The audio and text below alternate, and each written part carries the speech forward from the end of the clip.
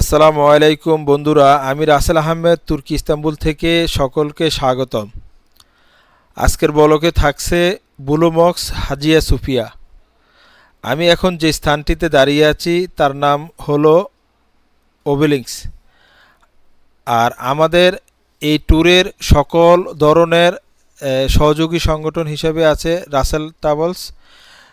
Visa, hotel booking, ticket সকল ধরনের সব কিছু আয়োজন করে দিয়েছে রাসেল ট্রাভেলস। তো এই 10 দিনের তুর্কি ট্যুরে আমাদের সাথেই থাকুন এবং দেখতে থাকুন। এই ইতিহাস এবং সমৃদ্ধি সম্পূর্ণ সব কিছু তুলে ধরা হবে। আমাদের সকল ভিডিওগুলো দেখার আমন্ত্রণ জানিয়ে শুরু করছি আজকের ব্লগ। তো বন্ধুরা, আপনারা যারা তুর্কি ট্যুর করতে চান এবং আপনারা যাদের ভিসার প্রয়োজন, টিকিট, হোটেল বুকিং সকল ধরনের সহযোগী হিসাবে আপনাদের পাশে আছে রাসেল ট্রাভেলস। আপনারা যাদের প্রয়োজন আছে আপনারা যোগাযোগ করতে পারেন। ডেসক্রিপশনে আপনার মোবাইল নাম্বার দেওয়া থাকবে। সকলকে ধন্যবাদ। এই হচ্ছে যেখানে বাচ্চা সুলেমান ও তার স্ত্রী, সন্তান এবং পরিবারের সদস্যদের এখানে সমাধি করা হয়েছে। এটা হচ্ছে এন্ট্রি গেট।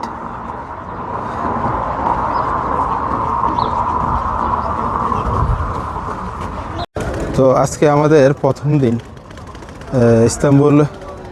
প্রথম দিন আমরা আজকে প্রথম দিনে ব্লু মস্ক আর হাজিয়া সুফিয়া কভার করব ইনশাআল্লাহ। আগামীকাল হেরাম ওই সিটটাতে যাব।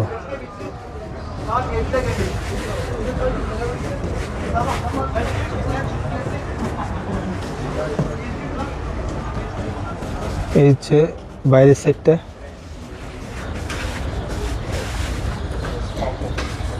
যেখানে সাহিত্য আছে, পুরা দুনিয়া শাসন করছে, যেখানে পৃথিবীর 1/3 শাসন করছিল।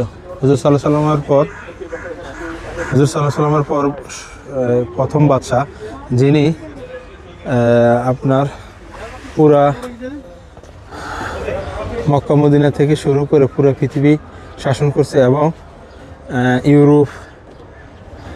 ইউরোপের ম্যাক্সিমাম দেশগুলি শাসন করছে এবং এশিয়া, আফ্রিকা 1/3 অংশ শাসন করছিল। এই হচ্ছে ব্লু মস্কের দৃশ্য। আপনার এখানে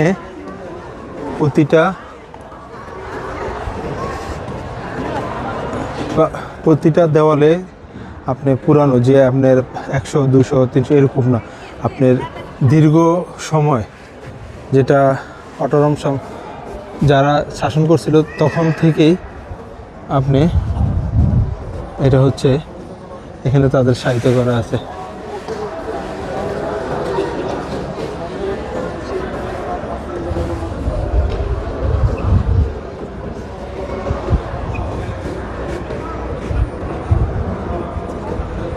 এই হচ্ছে মেইন গেট। এই দিক দিয়ে আপনার ভিতরে প্রবেশ করতে হয় এবং এখানে এন্ট্রি ফি আছে, যেটা আপনার ভিতরে ঢোকার জন্য মনে হচ্ছে টাইম দেওয়া আছে এবং ক্লোজ টাইম, ওপেন টাইম সব দেওয়া আছে এখানে। তো বন্ধুরা, সুলতান আহমেদ মসজিদ তুরস্কের ইস্তাম্বুল শহরের অবস্থিত। এটি ঐতিহাসিক মসজিদ। মসজিদের অভ্যন্তরের দেওয়ালে নীল রঙের টাইলস দিয়ে সজ্জিত বলে এই মসজিদটি নীল মসজিদ নামে পরিচিত। এটি 1609 খ্রিস্টাব্দে থেকে 1616 খ্রিস্টাব্দের মধ্যে তৎকালীন ওসমানিয়া সাম্রাজ্যের সুলতান আহমেদ বখতি নির্মাণ করেন। মসজিদটি কমপ্লেক্সের একটি ময়দান, একটি পান্থনিবাস এবং প্রতিষ্ঠাতার সমাধি অবস্থিত। যদিও বর্তমানে এটি মসজিদ হিসাবে ব্যবহৃত হয়, এটি ইস্তাম্বুলের অন্যতম জনপ্রিয় পর্যটন কেন্দ্রের একটি। তবে এখানে ওসমানিয়া সাম্রাজ্য বিজয়ের পরে তৎকালীন সুলতান আহমেদ বখতি এই মসজিদটি নির্মাণের আদেশ দেন। তৎকালীন 1609 খ্রিস্টাব্দে। তো 1616 খ্রিস্টাব্দে এটি পুনর্নির্মিত হয়। শীত বাতরিকরের শান্তি চুক্তির পরে এবং প্যারিসের সাথে 1603 থেকে 18 সালের যুদ্ধের বিপর্যয়ের পর সুলতান প্রথম আহমেদ ওসমানিয়া শক্তিকে পুনরুদ্ধার করার জন্য ইস্তাম্বুলে একটি বড় মসজিদ নির্মাণের সিদ্ধান্ত নিয়েছিলেন। 40 বছরেরও বেশি সময় ধরে এটি হবে প্রথম রাজকীয় মসজিদ। নির্মাণটি 1609 সালে শুরু হয়েছিল এবং 1616 সালে শেষ হয়েছে। তাদের জন্য আলাদাভাবে এখানে গেটে যেখানে এন্ট্রি গেট, এখান থেকে আপনি এই করতে পারবেন।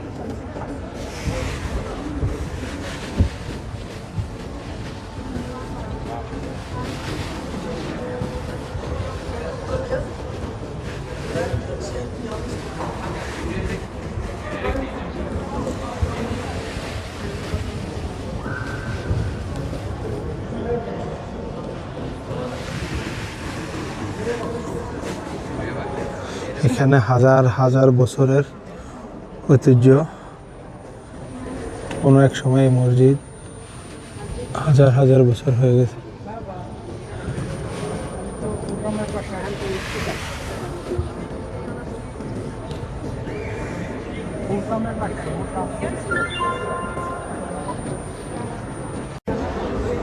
আমার মনে হচ্ছে যে এখানে মানুষ 100-200 বছর আগের পুরানো ইমারা বা পুরানো কোনো স্মৃতি থাকলে মানুষ বলে প্রাচীন।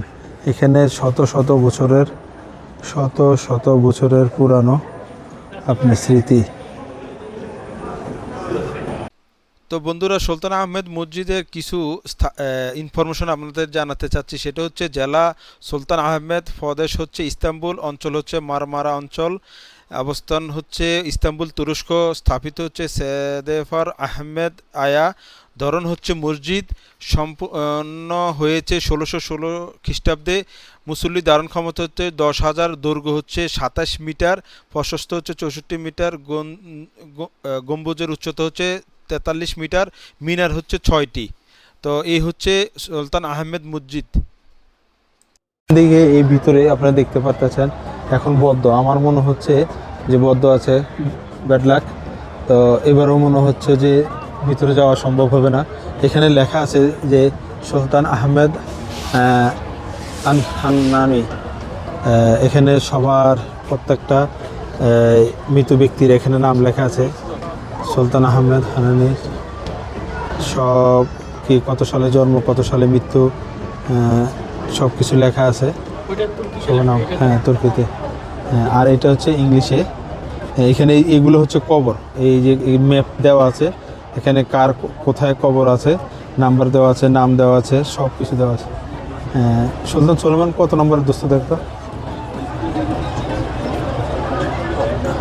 এটা অ্যাকচুয়ালি এটা পারিবারিক কবর মনে হচ্ছে। হ্যাঁ, পারিবারিক কবর। এখানে ছেলে, মেয়ে, স্ত্রী, সুলতান নিজে, শাহজাদা সেলিম সব। মেহমুদ ছিল হুররম খাতুনের প্রথম সন্তান। আর একটা এখান থেকে দেখা যায়, কিছুটা দেখা যায়, এই যে এটাও কবর, যে ভিতরে এই কাছ থেকে দেখা যায় এখন বদ্ধ।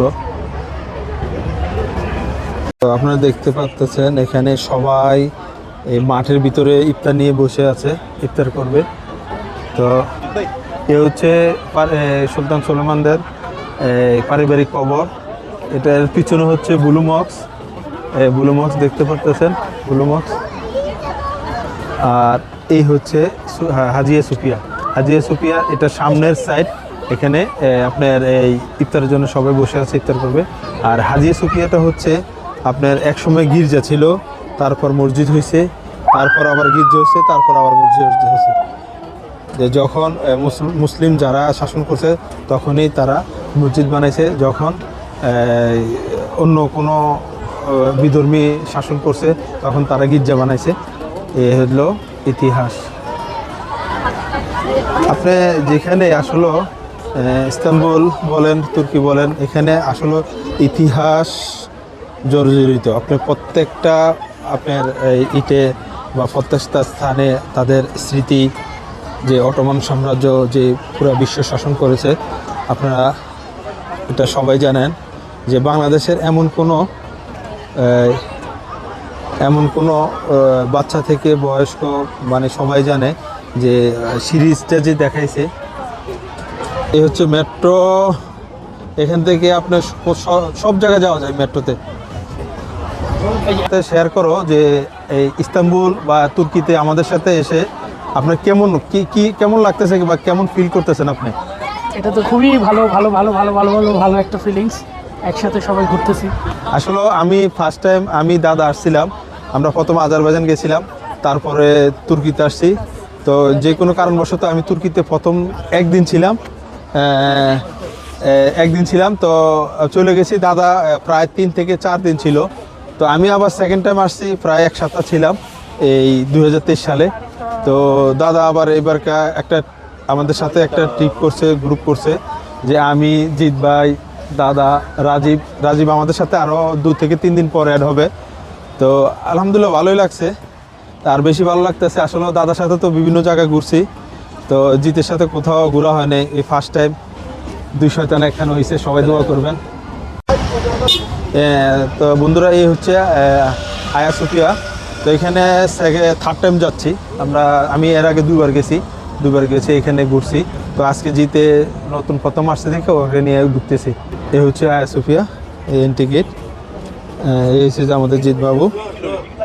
না আসসালামু আলাইকুম। এই হচ্ছে এন্ট্রি গেট। এই হায়া সোফিয়া হচ্ছে এটা। আসলে সত্য কথা বলতে এর আগেও যতবার ঢুকছি ঠিক টাইমটা এমনই ছিল, আপনার আসরের পর মাগরিবের সময়। এই সময় জিৎ কই দাদা? ওইখানে ইফতার দিচ্ছি, জানা না কাফি ভিড় है। দেখেন रेड किचन सोसाइटी। अभी रमजान का महीना में खाने पीने में सामान का बांटा जा रहा है, इसलिए आपको काफी এই হচ্ছে ব্লু বক্সের এন্ট্রি গেট। ये सोफिया रेंज এন্ট্রি গেট, এখানে আপনি স্ক্রিনিং করে তারপর ভিতরে যেতে হবে।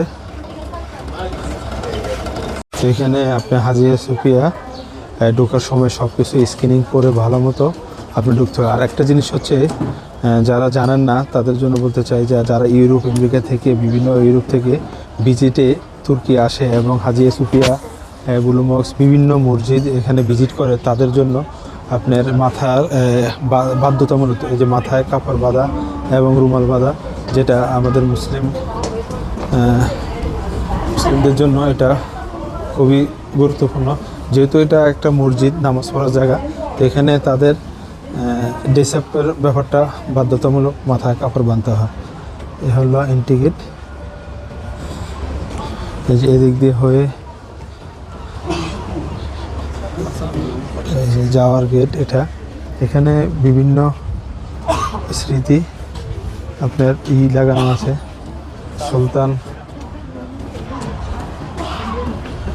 আহমেদ, এটা সম্ভবত আপনার সুলতান সুলেমানের বাবা। এইখানে ওদের ট্যুর গাইড, আমরা চলুন। হ্যাঁ চলো। এ হচ্ছে এখান দিয়ে এন্ট্রি। Girls entrance. হ্যাঁ, बाहर भी देखकर ऐसा लग रहा है कि उन्होंने वैसे चालू है।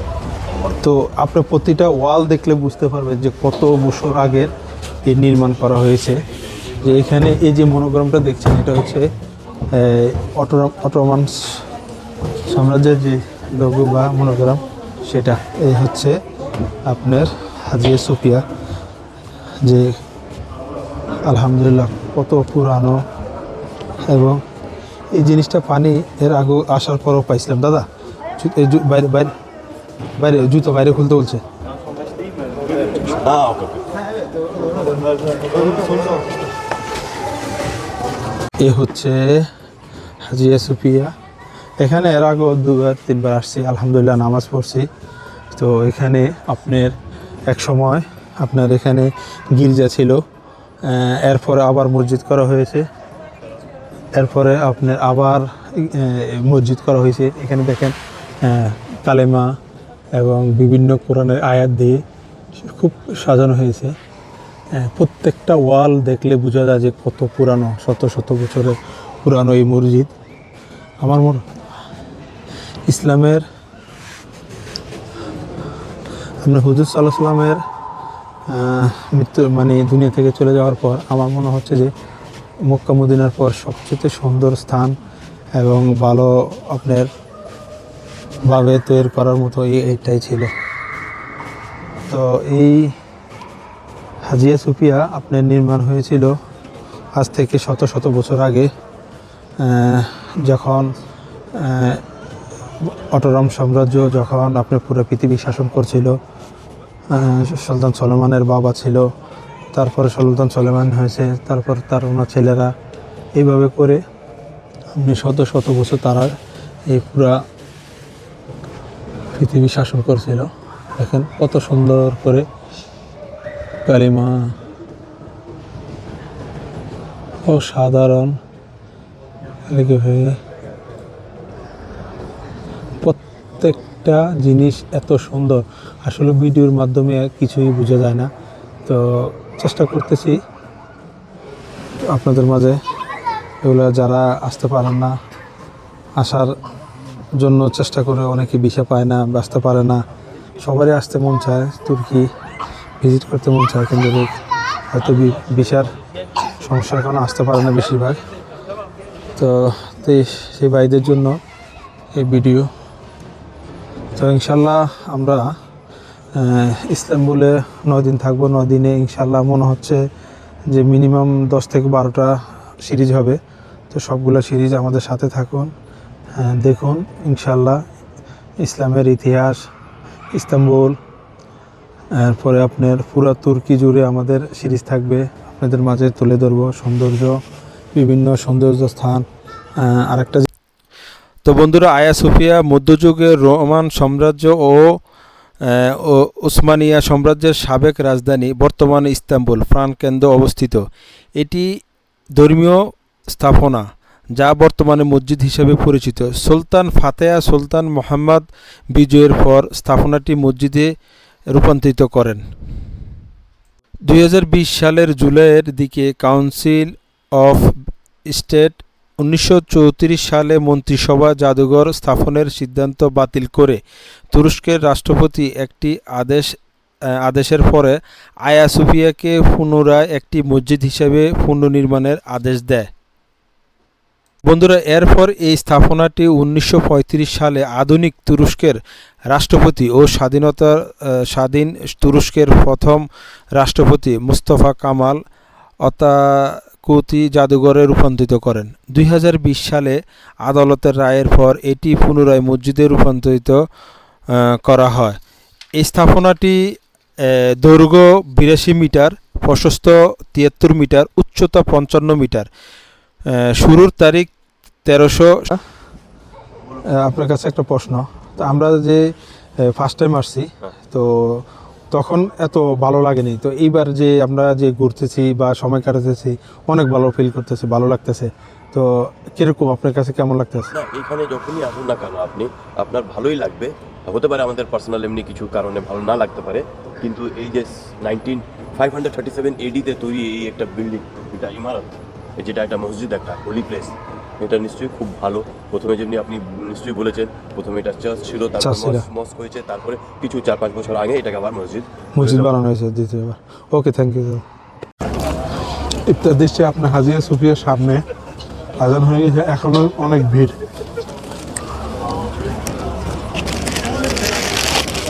बहुत पर हाफिया सोफिया देखने के बाद ना हम लोग एक बहुत बड़े से रेस्टोरेंट में आ गए हैं, थोड़ा खाना वाना खाने के लिए। इसके बाद हम लोग जाएंगे दूसरे जगह। अभी तो थोड़ा स्नैक्स टाइप का हम लोग खा रहे हैं। এ হচ্ছে রাতের আপনার ব্লু মক্স, উপরে লেখা আছে মোহাম্মদ রাসূলুল্লাহ।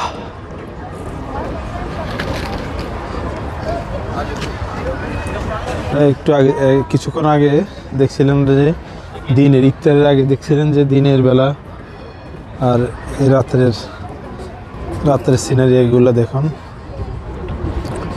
সবাই গাছের উপরে মাঠে সবাই বসে ইফতার করার পরে এখন সবাই ফ্যামিলি নিয়ে আড্ডা দিচ্ছে, গল্প করছে।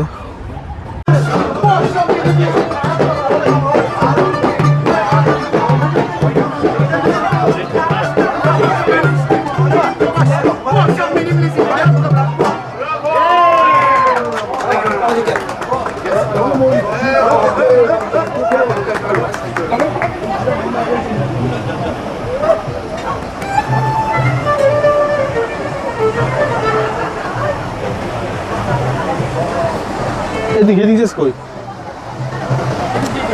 এদিকে না, দেখ না।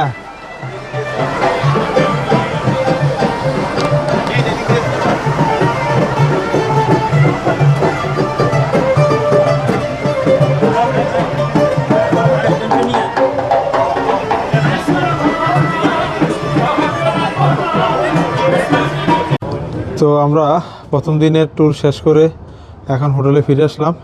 তো ইনশাল্লাহ আশা করি আমাদের ট্যুর এই ব্লগ আপনাদের কাছ থেকে ভালো লাগবে ইনশাল্লাহ। সবগুলো ভিডিও দেখার জন্য ধন্যবাদ। তো বন্ধুরা, আজকে আমাদের এই দ্বিতীয় দিনের প্রথম সেহারি। তো জিৎ বাবু দীর্ঘ 2 থেকে 2.5 ঘন্টা কষ্ট করে আমাদের জন্য এই সেহারি নিয়ে আসছে, রাতের খাবার। এখন আমরা খাবো, দাদা অলমোস্ট শুরু করছে। তো সবাই আমাদের জন্য দোয়া করবেন, আমরা যেন 10 দিনের যে ট্যুরটা যেন আমরা সুন্দর ইনশাল্লাহ করতে পারি এবং আপনাদের মাঝে আবার সুন্দর মতো ফিরে যেতে পারি। এই হচ্ছে খাবার আইটেম। এটা হচ্ছে আপনার চাউল, টার্কিশ চাউল। এখানে আছে আপনার মাটন, আর এটা রুটি। দাদা খাচ্ছে এখন রুটি আর মাটন। এই সালাদ আছে, আরও খাবার আছে ওইখানে রাখছে। ভাই জিৎ মানে অনেক কিছু, জিতের নামের মিনিংটা হচ্ছে অনেক খাবার। Thank you brother. রোজা রাখতে হবে পুরোটা, কারণ ইফতার এখানে 8:30টায়। খাবার খাইতে হবে। দাদা কিছু একটু বলেন আমাদের জন্য। ভাই খান তাহলে। জিতের সঙ্গে থাকলে খেয়ে মরবে, না কেউ কেউ মরবে না ইনশাল্লাহ। তো ওর জন্য একটু দোয়া করেন। বাট আর এই মরিচটা হচ্ছে অনেক টেস্টি দাদা গুলো, পুরা মরিচ। হ্যাঁ, ফেলাবার চেষ্টা কম কর।